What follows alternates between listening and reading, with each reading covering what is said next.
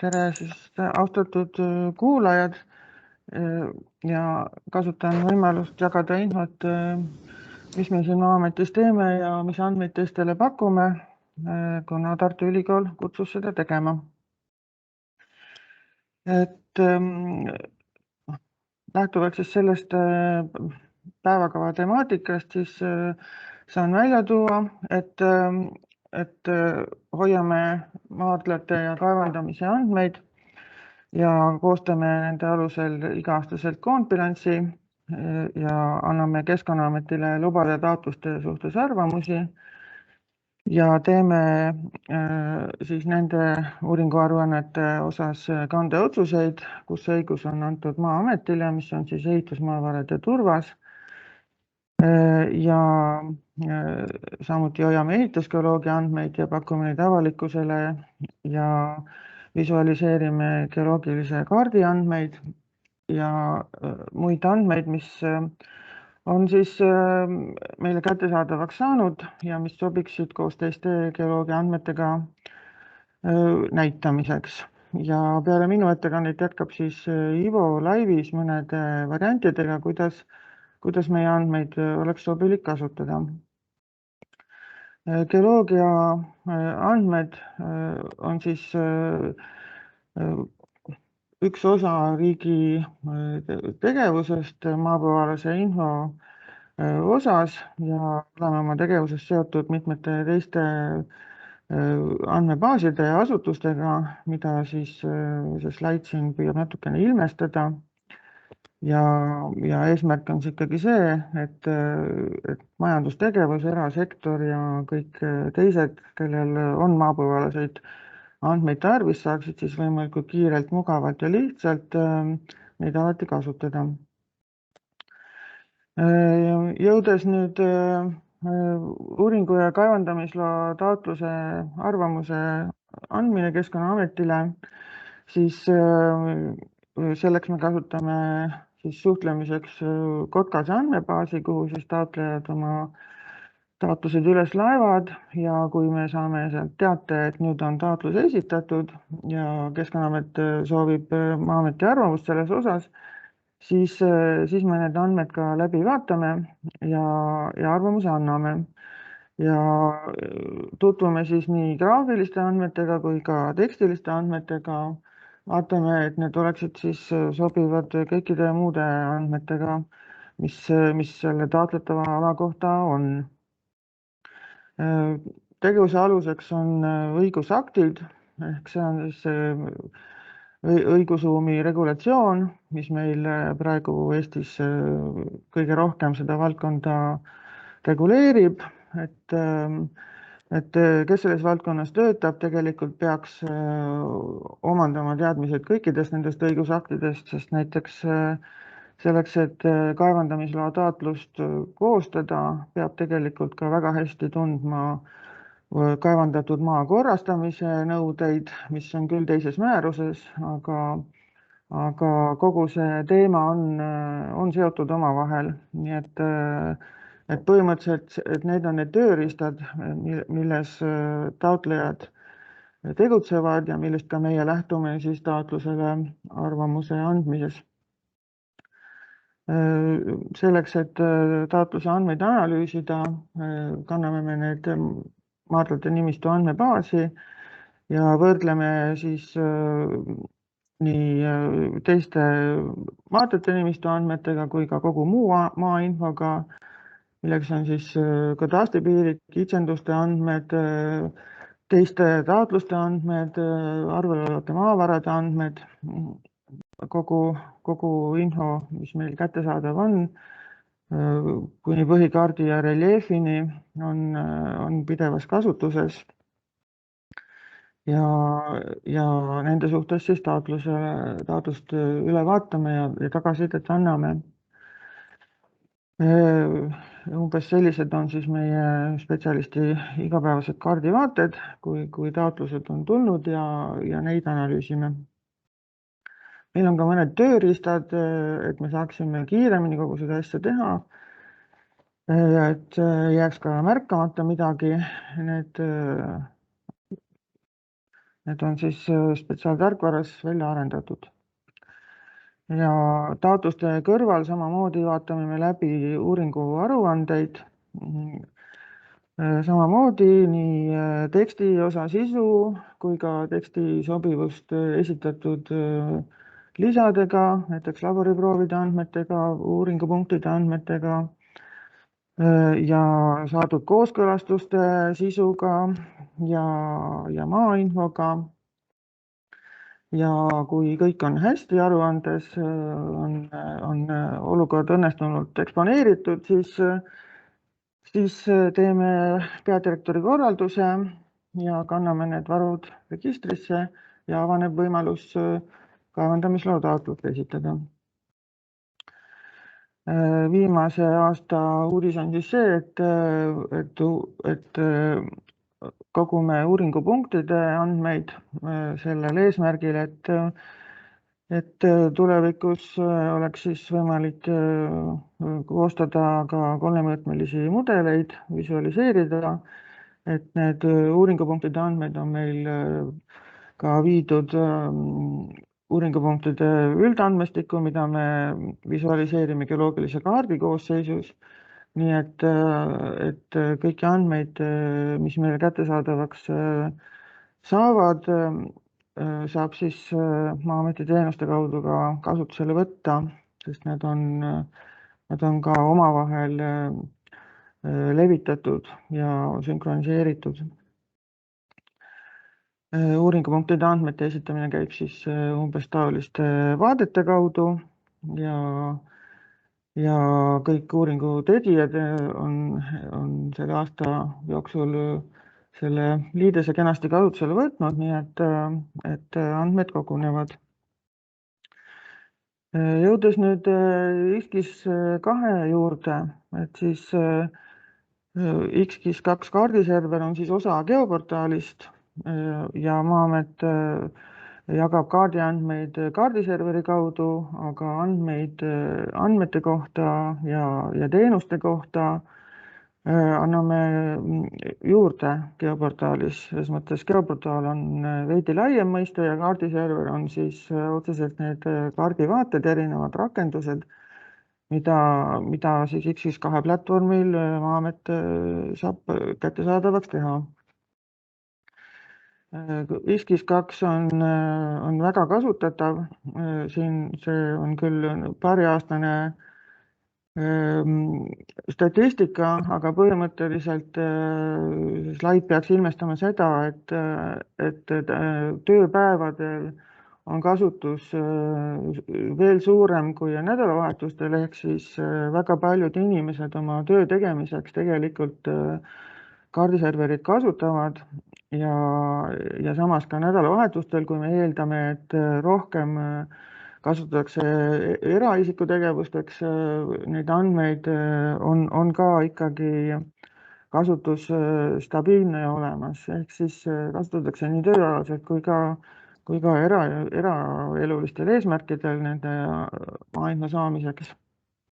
Ja on väga hea meel, et geoloogilised andmed on samamoodi muu maainfoga koos meil olemas ja kasutatavad avalikkusele, saab geoloogilisi andmeid omavahel kombineerida ja samuti saab koos muu maainfoga neid koos vaadata ja analüüsida ja selleks ei ole tarvis desktop lahendusi, kaarditarkvarasid, et ka neid, inimesed, kes ei kasuta kaarditarkvarasid, pääsevad ikkagi ruumiinfole ligi ja see on see kaardiserveri pidamise eesmärk ja eesmärk, miks me tahame võimalikult kõiki geoloogilisi andmeid sinna koguda ja koos kasutatavaks teha ja visualiseerida. Ilmselt suur osa tänastest kuulajatest on maardlate kaardirakendust kasutanud, et soovitan siis selliste rakenduste kasutamisel, kus on väga palju infot, aluskaardiks võtta heledat kaarti, et selle taustal on pisut paremini näha palju spetsiifilist infot. Ja lisaks nendele eeldefineeritud rakendustele on siis võimalus lisakihtnupu kaudu kõikidest teistest X2 rakendustest teemakihte tuua oma rakendusse, et olen saanud aru, et see on lihtne võimalus ja päris paljud seda kasutavad ja see annab kindlasti võimaluse endale sobivat töökeskkonda kõige paremini kujundada, ehk siis näiteks teades, et ehitusgeoloogia rakenduses on uuringuliik kihi nimega toodud ehitusgeoloogilised uuringualad, siis saab neid tuua ka näiteks maadlate rakendusse või geoloogilise kaardi rakendusse ja võttes kaardist infopäringuga andmed, saab otse liikuda ehitusgeoloogia uuringu aruandele, kuigi samas on olemas ka siis kaardis kõik maardlate rakenduse kihid. Soovitame väga kasutada ka sisse logimise varianti, mis annab siis võimaluse enda jaoks vaateid salvestada ja nende poole tagasi pöörduda mõnel järgmisel kasutuskorral. Nimetan ära ka mõned otsingud.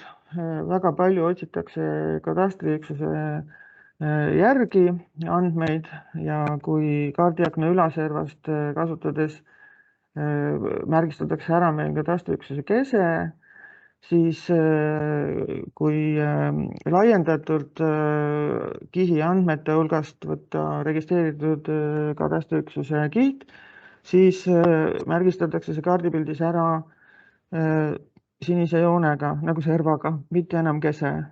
Ja on ka võimalus mitut katastriüksust korraga kaarti tuua, sel juhul siis tuleb püstkriipsu vahel kasutada. Nüüd uuendatud variant on see, et tuleb tähelepanu pöörata, kas on see kihil taga see hammasratas värvitud tumeroheliseks või ta on täiteta. Et juhul, kui on tumeroheline hammasratas legendis kihil taga, siis see näitab, et kihi andmeid saab kaardiakna ulatuses eksportida. Ja ekspordiks on siis võimalus valida mitmeid vorminguid ja näiteks siis varude kihi saab siis ka nüüd kaardiakna vaates eksportida otse X2 kaardikihilt. Ja siin paremal servas on siis ka näidatud siis punaselt, et juhtida just tähelepanu sellele, et oluline on, kas on täidetud hammasratas või mitte. Kui ei ole, siis saab seal aluskihti kaardiaknast läbipaistvust muuta, aga eksportida ei saa, aga rohelise hammasrattaga siis saab ka eksportida. Ja väga levinud võte, mida palju kasutatakse, on viimase 5 aasta kaevandatud koguste eksport määralise laiendatud ja ruumilise otsingu kaudu. Saab siis nii ruumiliselt ringiga raadiust reguleerida ja mille piires siis otsida. Samuti on seal väga palju tekstilisi andmeid, mille järgi piirata otsingut, kas siis konkreetne maavara või mõni maakond või tuntud kaevandaja või mõni muu. Et tulemuseks siis peale paremal ääres olevat määraliselt CSV ekspordi nupule vajutamist tuleb tabel. Tabelis on väga palju veergusid, põhimõtteliselt on seal 5 aasta kaevandatud mahud, arvutatakse ka nende keskmine, näidatakse ka jooksva aasta mahtusid ja tuuakse välja, kui loal on mingeid piiravaid tingimusi maksimaalseks määraks ja tabeli allpool on siis päringu tingimused ka välja toodud, mida päringu tegemisel kasutati. ja tähelepanu tuleb siis pöörata sellele, et ühe määraldise piires on mitu rida. Kui seal on erinevad kasutusalasid või määraldus asub erinevates maakondades või sama kasutusala korral on maavara uuritud erinevate uuringuviisidega, mida rohkem neid erisusi on, seda rohkem ridu ühe määralduse kohta on. ja tuuakse tabelisse ainult kehtiva loaga määraldised, et ajaloolisi andmeid ei tooda. Siis märgin ära ka siis koodbilatsi, mis on aruanne tabeli kujul ja lisaks seletuskiri umbes 40 lehel, kus siis toome ka välja möödunud aasta jooksul toimunud muudatused ja eksponeerime neid mõnedes skeemides ja tabelites ja tekstiliselt. Teine ESKIS 2 rakendus on ehitusgeoloogia e-teenus. Samuti tõenäoliselt suur osa tänastest kuulajatest on seda kasutanud. On seal hetkel üle 36 000 uuringu aruande andmed. Kaardipõhiselt saab asukohta otsida, liikuda detailandmete peale, kus avaneb siis failid, mis on siis kas vanemate puhul skaneeritud toimikust või uued ongi juba failidena esitatud. Ja saab siis näha ka üksikult, missugust ala see konkreetne uuring siis puudutab. Ja detailandmete vaate üleosas on ka see koht, kus siis on kohustus ehitusgeoloogilise uuringu tegijatel peale uuringu valmimist aruanne esitada Maa-ametile. Üleslaadimine on väga lihtne. Ei pea olema eelnevalt kasutajaks registreeritud, vaid saab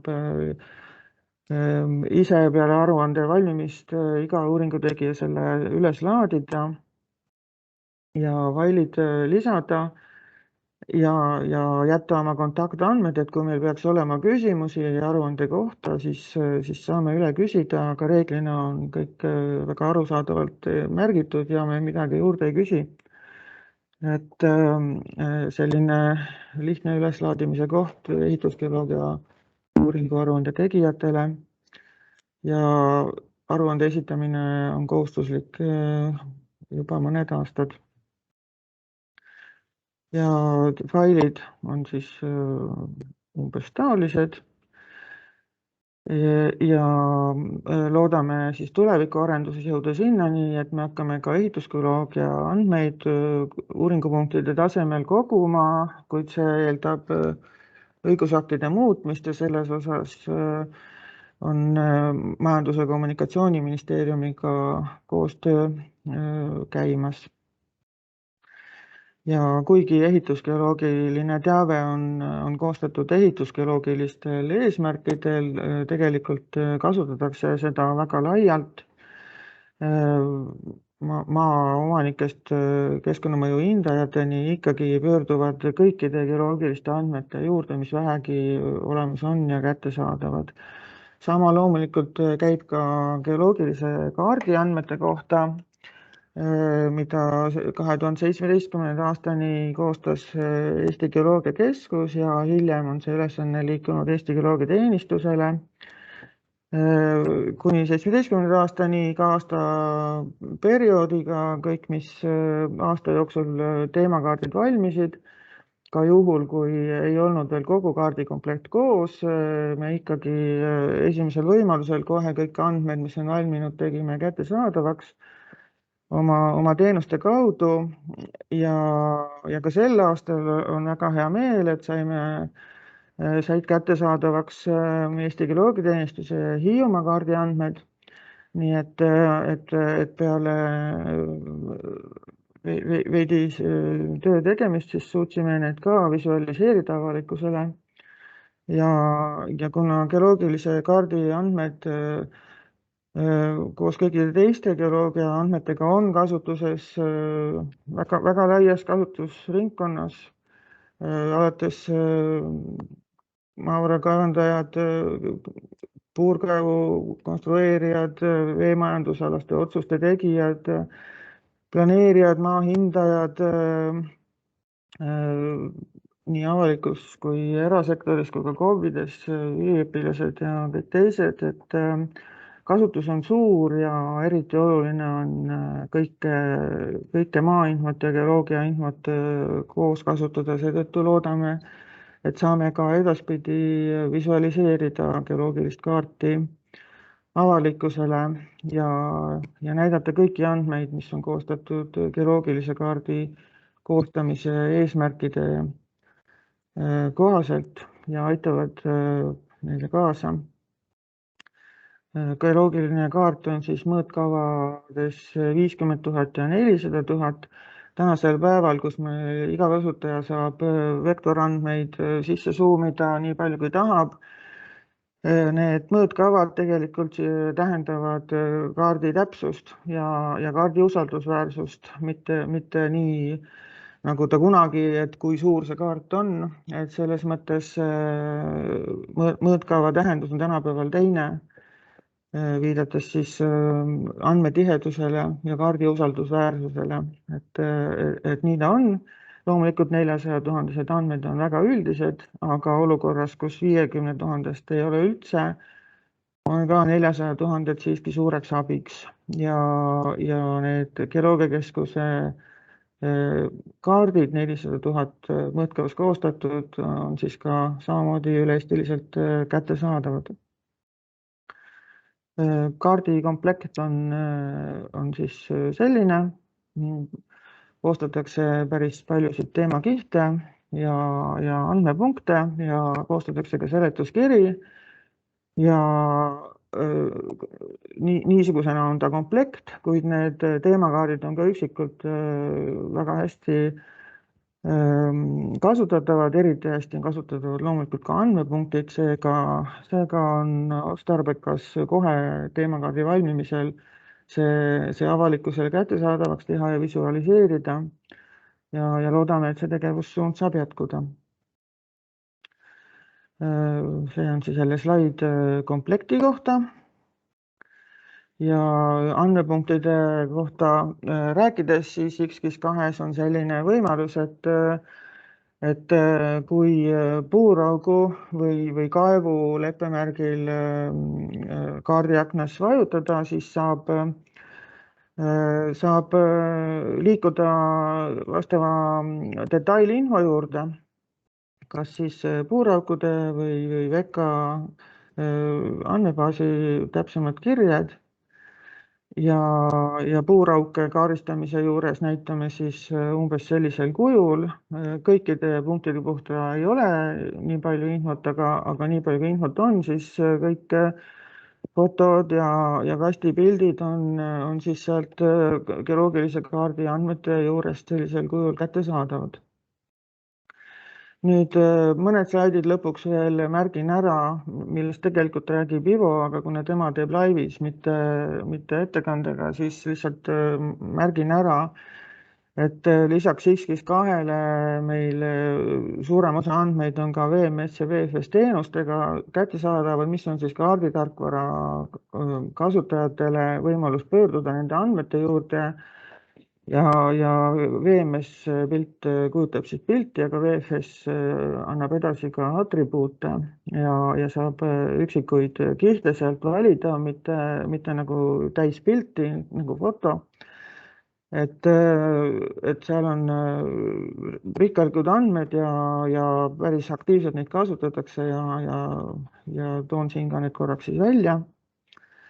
Ja lisaks siis geoloogilistele infoteenustele on väga palju ka muud maainfot, need teenused kogu aeg laienevad, et et proovime siis võimalikult erineval moel andmeid kasutajateni tuua ja viimase aja uuendused on siis ka kolmemõõtmeliste andmete avalikkusega jagamine, et see on muidugi töös ja need võimalused seal ka pidevalt laienevad ja arenevad, aga umbes sellisel kujul on need ka praegu juba kättesaadavad. Ja oleme ka viimastel aastatel teinud väga palju videosid nende samade X2 rakenduste kasutamise kohta. Kutsume neid üles kasutama ja geoportaalis on need otselingid olemas.